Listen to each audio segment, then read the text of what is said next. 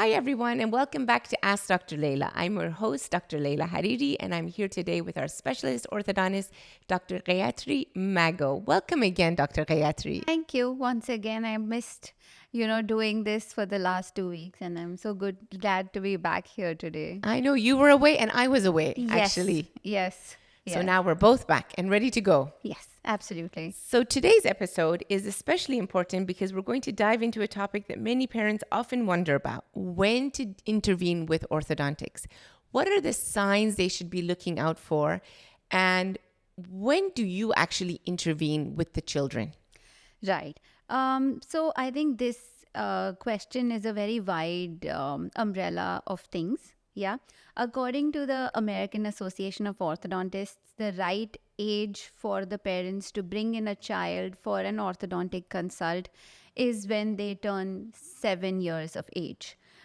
This is a remarkable age because this is the time when the baby teeth have begun their transitioning into adult teeth, Which is and called mixed dentition. which is called the early mixed dentition. And this is the time when there are signs and symptoms that we can pick up and we can intervene as required.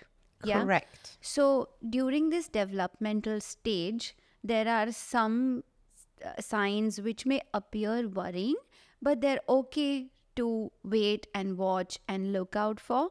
But there are some signs and symptoms which may require an intervention or a treatment. So, what would be, the main signs that they should look out for to Right. bring them to you? So, what we can look at is if one of the incisor tooth is already in and it's been about 3 to 4 months and the other one has not yet come through. So, it's always, ringing a bell. Why is the other one not coming through? So, what can be the underlying scenario? There's possibly an additional tooth called as a mesiodens, which could lie and obstruct or physically create a barrier for the eruption of the other tooth. Or maybe in some very rare cases, the tooth is missing altogether. So we have to then decide the trajectory of how we are going to maintain space, how we are going to observe. Is the other tooth going to be able to erupt on its own? Will there be some measures that we may need to take to aid this? And in case that the tooth is present and it's obstructed for some reason, then how do we get rid of that obstruction? Will we have to remove the mesiodens tooth or that extra tooth in the center, and Correct. that will allow a spontaneous eruption? Or, we We will have to intervene. require, along with a brace appliance, get the tooth removed and then guide the tooth back into Correct. its alignment. Yeah. Another thing at that crucial age is that the first molars tend to erupt. So these molars actually are remarkable because they form the biting table, and they're also called as a 6-year molar. So that is the age where one should have the molar tooth erupted in the mouth. So the parents, when they are assisting with brushing or checking things out for them, they can always look if it is not yet in the mouth. Again, it might be a cause for concern, so they can bring them in. So sometimes these molar teeth are either impacted, which means that they are stuck in the bone, or they are not present in the right position within the bone itself. So they may find it hard to erupt from under the second molar tooth, and they may get stuck over there. So if the child is brought in at 7 years of age and I notice that this particular tooth should be there but is not there for some reason, there may be an instance where it's just a statistical variation where the tooth is a little bit delayed to come through, but I could run an x-ray and I will be able to understand what the position is, isolate the cause for it, and then obviously guide the tooth into eruption with a very simple appliance so that the biting table is formed and the child has a very normal functional development going further. Going further. Perfect. Some of the other signs that Yeah, are there's a few more very, signs. Yes. very, very obvious would be an underbite. Yeah. So one can start noticing an underbite right from 5 to 6 years of age. But if somebody had to have an underbite, that is almost always an indication to start treatment as soon as you see it. So I'll just explain what an underbite is. It is a situation which we more formally call as an anterior crossbite, where the lower teeth or the teeth in the lower jaw are actually biting in front of the teeth in the upper jaw. Correct. Okay. And the Now, correct way is to be behind Yes. the upper teeth. So this could cause a significant problem with the development of the jaws going further.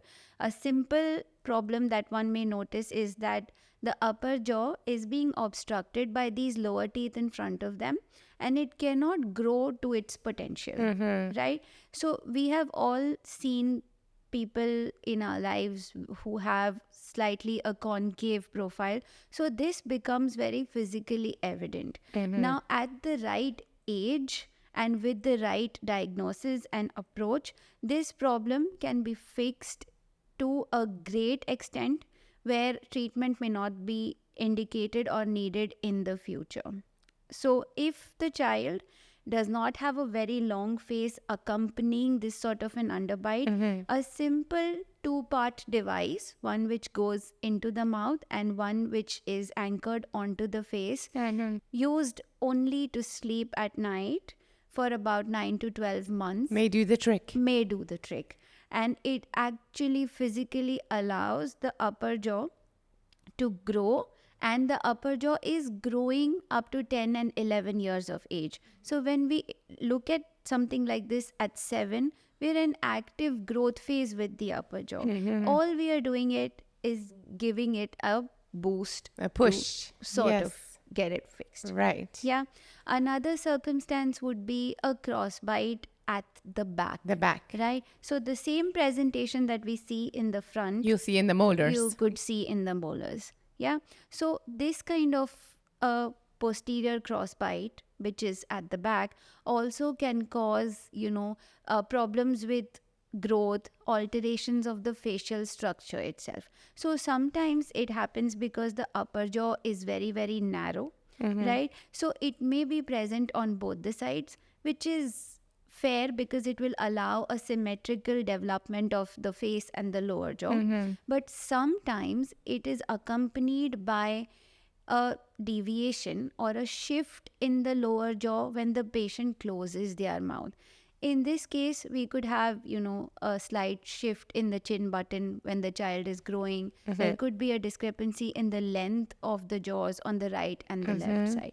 And we live in today's day and age where aesthetics has somehow sadly become everything. Yes. And it can go a long way in, the development of the child's personality, their confidence, their social status, Yes, and yes. everything. So a simple expansion device and a pliable, moldable bone structure for about like 6 to 8 weeks of active treatment and then 9 months of retaining that appliance, which is not even visible on the outside, can absolutely bring things in 100%. order. Because I know teenagers are very harsh these days. Absolutely. And there's a lot of peer pressure and unfortunately because of social media. True. So, And yeah. another thing is that, kids are aware themselves. Yes. Because, everything is a contest.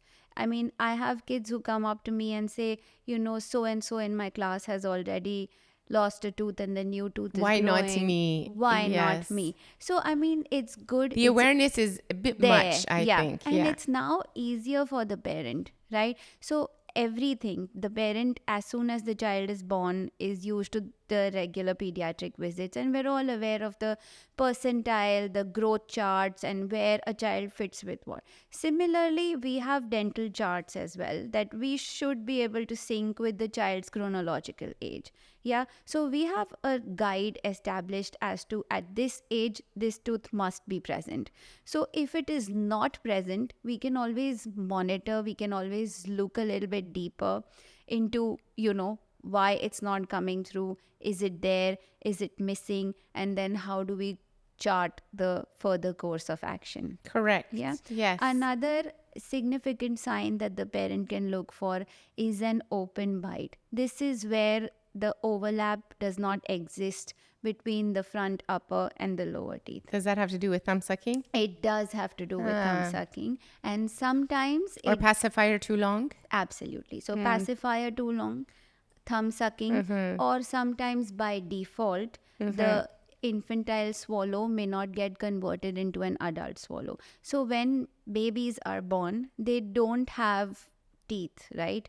They have gum pads and they do not have a seal. So the tongue positions itself between the gum pads and forms a seal with the mother's teeth or the teeth from the bottle that enables that suckling. So the tongue plays an active role in forming that seal, at the same time providing that muscular drive for enabling suckling.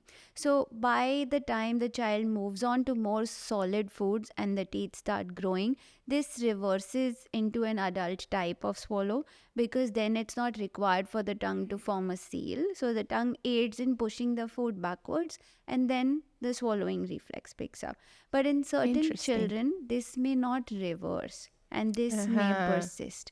So because of that, it could... We see the open bite. Yes. And if this is treated early on, between 7 to 10 years of age, then it does not show long-lasting effects on a child's facial pattern or skeletal pattern. So when the tongue is still positioned in between the teeth, you have a lot of narrowing of the upper jaw. You can have a lot of gaps between the teeth as well. At the same time, another thing that happens is a downward and backward rotation of the lower jaw. So the face starts appearing longer. And then the long face syndrome. Long face syndrome. And then the teeth erupt and develop and make position in such a way. So something that was simple only in the front to start with can then go on to extend further back into the mouth, and the treatment then can become a little more complex or more difficult to treat with frequent relapses. Correct. Right?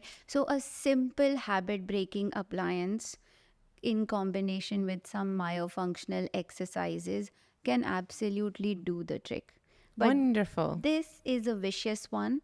So even after we conclude that interceptive therapy, we can always have the child come back for long-term monitoring to see that none of it doesn't relapse. Yeah, okay. Absolutely. And then the other extreme would be severe crowding. Yes. So the other extreme is severe crowding, where you see it visibly in a child. I think that's the most obvious for everybody. For everybody. Yes. It's very easy to pick on. So yeah, that would be another There's not key. enough space in their jaw. There's not enough space in the jaw. So then again, if they come back to us, we can always evaluate based on a simple x-ray and the size of the tooth which is in the mouth. We can calculate the space required for all of the grown-up rest Correct. of the teeth to come through. Correct. And accordingly, we can have a plan as to, are we going to need to expand or increase the volume of the jaw? Are we going to have some sort of, specific movements for specific teeth planned so that room can be created for the teeth to come through? Or another trick is that we can remove some of the teeth, which will enable guiding the rest of the teeth into better positions. Yes. Yeah. Sometimes we may also use a simple device based on how the teeth are angled, even in the lower jaw, a lip bumper device to just gain that space. So from what I hear, you have to be in the right hands with someone with the knowledge of everything to know what's best for every situation. There's not one all for everybody. Absolutely not. And that is the key. And sometimes we have this other spectrum where we're over-indulgent with perfection and we over-treat the patient as well. So one specific scenario is when there is a child that is growing with the upper teeth which are flaring outwards or too prominent. And the parent obviously sees that, this is a very obvious appearance and my child could have problems from this.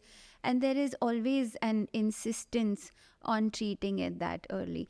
Now that is a very, very crucial discussion because we may need to treat it again. So if we treat it very early on, we are not targeting the window where the lower jaw is actually physically growing on its own. The lower jaw grows at puberty, when the child hits puberty. So if that is the time, I choose to start the correction and to increase the length of the lower jaw, which we are able to do with certain specific appliances in combination with braces, then that would be the most predictable outcome with the shortest duration of the treatment.